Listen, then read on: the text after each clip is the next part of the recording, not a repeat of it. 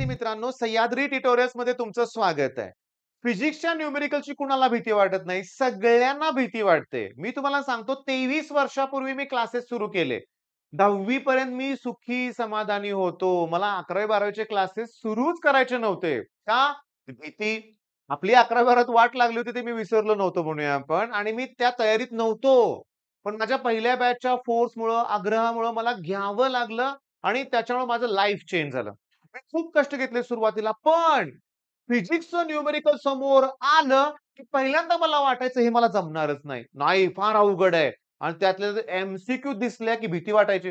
अरे, काय माहितीये का, हे सगळ्यांना वाटतं. तुम्हाला पण असं वाटत असेल, तर ह्या व्हिडिओला लाईक करा. हा व्हिडिओ तुमच्यासाठी आहे. कमेंट करा. व्हिडिओला मित्रांबरोबर शेअर करा. पण अजून एक सांगतो तुम्हाला लक्षात घ्या, की हा व्हिडिओ बघितल्यानंतर तुम्हाला फिजिक्सचे प्रॉब्लेम सगळे प्रॉब्लेम आरामात जमणार, असं होणार नाही हे लक्षात घ्या. म्हणजे मी काही जादू करणार नाहीये, पण मी तुम्हाला अशा काही गोष्टी सांगणार आहे, की ज्याच्यामुळे मला जमलं. मग मला जसं जमलं तसं तुम्हाला करायचं हे लक्षात घ्या. काय जमलं मला मी सांगतो. मी एक गोष्ट समजून घेतली, की फॉर्म्युले पाठ करून नुसतं चालणार नाहीये. न्यूमेरिकल समजून घ्यावं लागतंय. पट वाचल्यानंतर ते थिंकिंग पण व्हायला लागतं ही पहिली गोष्ट. अजून मी काय महत्त्वाचं शिकलो ते मी नेक्स्ट स्लाइडमध्ये तुम्हाला दाखवणार आहे. व्हिडिओ छोटा करणार आहे मी, पण तुम्ही माझ्याशी जोडले घेणार आहे या व्हिडिओमुळं. कारण मला तुम्हाला केमिस्ट्रीच्या रिएक्शन शिकवायचे आहेत. न्यूमेरिकल्स घ्यायचे आहेत. तुमच्या मनातली जी भीती असेल ते मला कमेंटमध्ये सांगा दूर करायची आहे. काय होतं माहितीये का फिजिक्सचे प्रॉब्लेम जमतात. इंटरेस्ट जर निर्माण झाला, तर आवड निर्माण झाली तर काही अवघड नाही हे लक्षात घ्या. बरं आता महत्त्वाचा मुद्दा इथं सांगतो. फिजिक्स मला जमत नाही याचा पहिलं रिझन आहे माझ्या मनात असणारी प्रचंड भीती. नाही हे फार अवघड आहे. हे आपल्यासाठी नाहीये. ही भीती पहिल्यांदा आपण मनातून काढून टाकायची. दुसरा प्रॉब्लेम काय? आपला अभ्यास थोडासा कमी पडतो. अरे कमी पडतो म्हणजे काय? आता माझं काय चुकतंय? मला होतच नाहीये, मला समजतच नाहीये. म्हणजे तुमच्याकडे गाईडन्स नाहीये. तुम्हाला साध्या भाषेत समजावून सांगणारं कोण नाहीये. मग मी कशासाठी आहे? मी तुम्हाला साध्या सिंपल भाषेत नेक्स्ट एक न्यूमेरिकल पहिला एक्सप्लेन करतो. करतोच पहिला एक्सप्लेन आणि मग आपण डिटेलमध्ये जाऊया. Facebook मधला सॉल्व्ह प्रॉब्लेम आहे. बघितल्या-बघितल्यानं कॉन्फिडन्स डाउन होतो मुलांचा. A fan is rotating at 90 RPM, then is switched off. It stops after 21 rotations. Calculate the time taken by it to stop. Assuming that the frictional torque is constant. म्हणजे ठीक आहे, frictional resistance आपण consider करायचं नाही. पण आपण कसं सोडवू? मला काहीच कळत नाहीये. मग चला सोल्युशन बघूया. सोल्युशन बघायला सुरुवात केल्यावर कळतंय, की काय दिलंय हे समजत नाहीये. आता मी तुम्हाला एक्सप्लेन करतो. आणि हे एक्सप्लेनेशन तुम्हाला जर आवडलं, तर लक्षात घ्यायचं की संघर्ष बॅच तुमच्यासाठी आहे.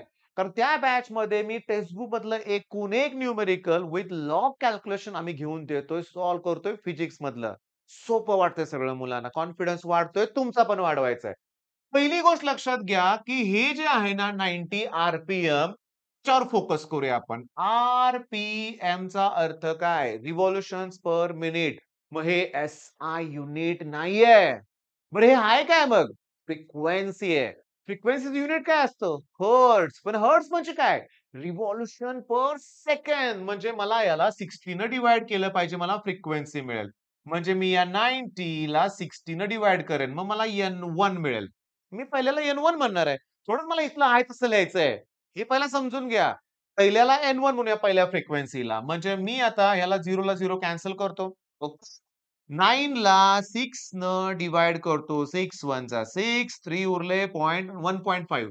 पण 1.5 च्या पुढं मला हर्ट्झ लिहायचं आहे. काय लिहायचं इथं? हर्ट्झ. ती फ्रिक्वेन्सी आहे ना. मग चला कळालं.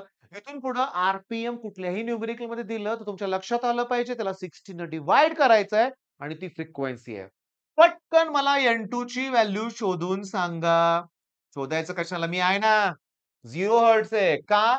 स्विच ऑफ केल्यानंतर तो थांबणार आहे. अरे थांबले की फ्रिक्वेन्सी काय येणार? 0. मग फायनल अँग्युलर व्हेलॉसिटी सुद्धा काय येणार आहे? 0. थांबा हर्ट्झ लिहिणार होतो मी. नाही. अँग्युलर व्हेलॉसिटीचं युनिट आहे रेडियन पर सेकंद. मग इनिशियल काय होती? त्याचा फॉर्म्युला आहे 2 पाय N1. मग N1 1.5 आहे. 1.5 ला 2 न मल्टिप्लाय करा. 3 पाय येईल. कुठे दिलं असेल त्यांनी. 3 पाय दिलंय की नाही? Radian per second. चला सुरुवात तर चांगली झालेली आहे. आता सगळ्यात महत्वाचं इकडं मी काय लिहितोय ते बघा. तुम्हाला न्यूमेरिकल सॉल्व्ह करायचे आहेत ना, मला बेसिक सगळं पक्क पाहिजे तुमचं. तर मला जमणार आहे. चला मी इथं लिहितोय, की v equals to u plus 80. Okay, v equals to u plus 80 आणि v square equals to u square plus twice as.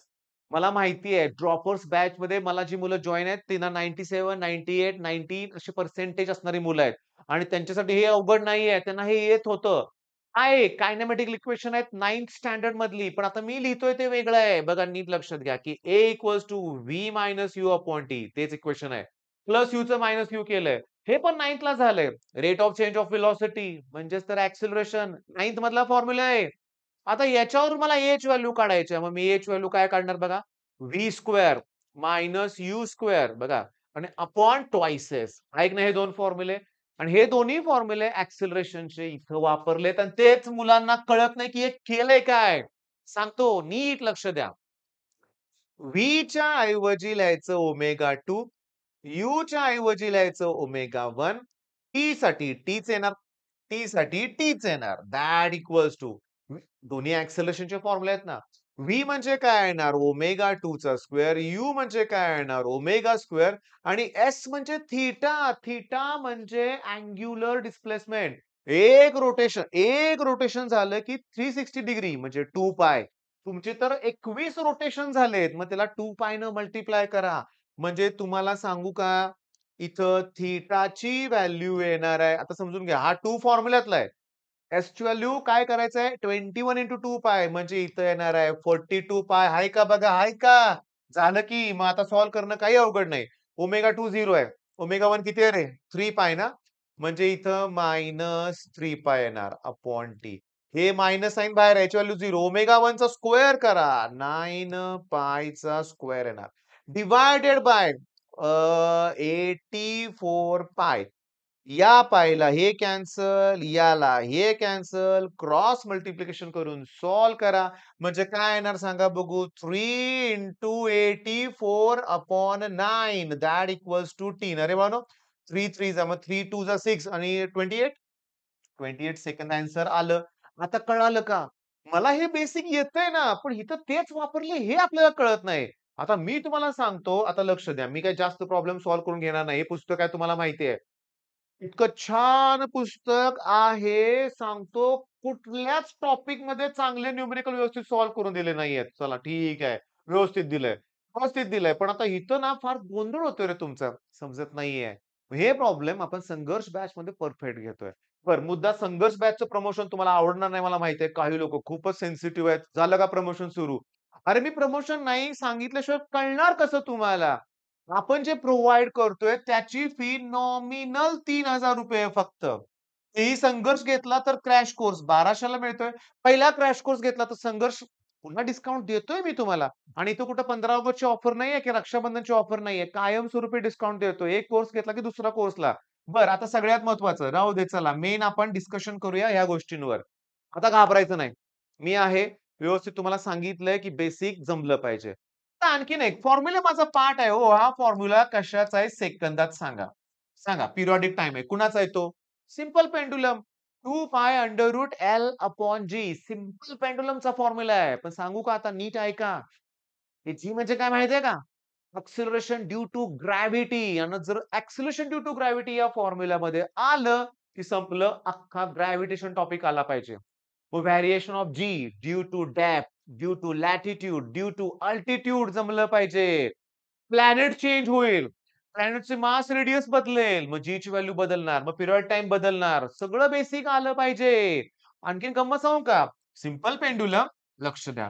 पोकळ आहे सिंपल पेंडुलम. इथं एक वॉल आहे. इथं आत वॉटर आहे. वॉल ओपन केला. पाण्याची लेव्हल खाली-खाली येणार. निघून जाणार ना पाणी. मग पहिल्यांदा सांगू का पाणी गच्च भरलंय, तेव्हा हा त्याचा मेन पॉइंट असणार आहे सेंटरचा. मग एवढी इथून एवढी लेंथ असणार आहे, जी या फॉर्म्युल्यात पकडतोय आपण ती. पण जसं ते पाणी खाली-खाली येणार, तो सेंटर ऑफ ग्रॅव्हिटी खाली-खाली जाणार, हा पॉइंट खाली-खाली जाणार की नाही? मग लेंथ वाढणार, मग पिरियड टाईम पण वाढणार. पूर्णपणे पाणी निघून गेलं त्यातून, मोकळा झालाय तो. मग पुन्हा हा पॉइंट सेंटरला येणार. मग पिरियड टाईम परत आहे तसा येणार ना. हाच तर गंमत आहे फिजिक्सची लक्षात घ्या. सिरियसली तुम्हाला सांगतो.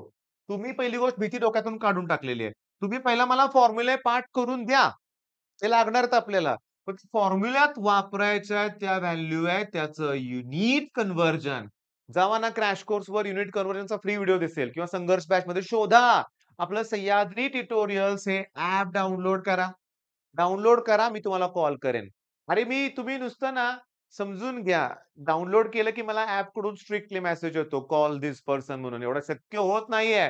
तरी देखील ज्या स्टुडंटनं 2-3 कोर्स ओपन केलेले आहेत, त्यातले जे व्हिडिओ बघितलेत, त्याचं ड्युरेशन ह्या सगळ्या गोष्टी मला कळाल्या, की बऱ्यापैकी त्या मुलाला मी कॉल करतोय. बऱ्यापैकी कॉल करतोय. तुम्ही माझे कॉल रिसीव्ह करताय. पण कुठल्या नंबरवर? 8087 आता नंबर सगळ्या महाराष्ट्राचा पाठ होणार आहे लक्षात घ्या. इतकं मी ते परत-परत देतोय तुम्हाला. 8087 31 61 करा ना मेसेज, करा कॉल, विचारा तुमचे डाउट. काय पाहिजे ते मला सांगा. तुमच्याशी बोलूनच मला कंटेंट मिळतोय. तिकडची भीती वाटते प्रत्येक मुलगा बोलतोय, पण इथून पुढे नाही. आणि पुस्तकात जे सोडवून दिलंय ते आहे तसं कॉपी करायचंच नाही. मी तुम्हाला सांगतो, इथे मी काय केलं असतं माहितीये का? की अल्फा इक्वॉल्स टू हा फॉर्म्युला लिहिला असता मी. ओके. ओमेगा 2 0 आहे. ओमेगा 1 माहीत नाही मला. ओके. ओमेगा 1 माहिती आहे, पण टी माहीत नाही. पण अल्फा पण माहीत नाही. मग जरा गोंधळ झाला असता ना. ठीक आहे. मग अल्फाच्या आहे तसं मी 2 फॉर्म्युला लिहिलं असतं. इथं मी अल्फा इक्वॉल्स टू हे लिहिलं असतं. अल्फा इक्वॉल्स टू दुसरा फॉर्म्युला लिहिला असता. फ्रॉम 1 एंड 2 आणि मग कंपेअर केलं असतं. पुस्तकात डायरेक्ट करताय तसं नका करू. आपण फ्रॉम 1 एंड 2 असं लिहिलं पाहिजे. मग मला सांगा युनिट कन्व्हर्जन तुम्हाला जमलं पाहिजे. फॉर्म्युले पाठ असले पाहिजेत. क्विक थिंकिंग जमलं पाहिजे. दिलेल्या कंडिशन समजून घेतल्या पाहिजेत. मग हे जमणार आहे.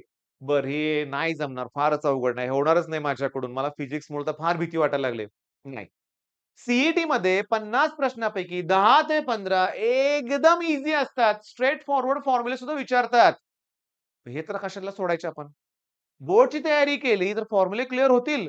माझा एक टॉपर स्टुडंट होता लक्षात घ्या. त्याला भेटायला बाकीचे सॉरी बाकीची मुलं वगैरे यायची. मी बऱ्याच वेळा त्यांचं डिस्कशन ऐकायचो. तर माझा स्वतःचा भाऊ होता. 196 त्याला सी मार्क होते. मग त्याला भेटायला मुलं यायची टॉपर्स. मग तो त्यांना सांगायचा, की तुम्हाला टेक्स्ट बुक मधले प्रॉब्लेम येतायत ना, मग 30 ते 35 क्वेशन फिजिक्समधले सॉल्व्ह होणार. तुमचे पण होणार हे लक्षात घ्या. मग ठीक आहे, मग हा व्हिडिओ थांबवतोय. मला कमेंटमध्ये तुमची उत्तरं हवी आहेत. काय पाहिजे तुम्हाला ते सांगितलं पाहिजे तुम्ही. एक ठीक आहे, सुरुवात करा चांगली. All the best.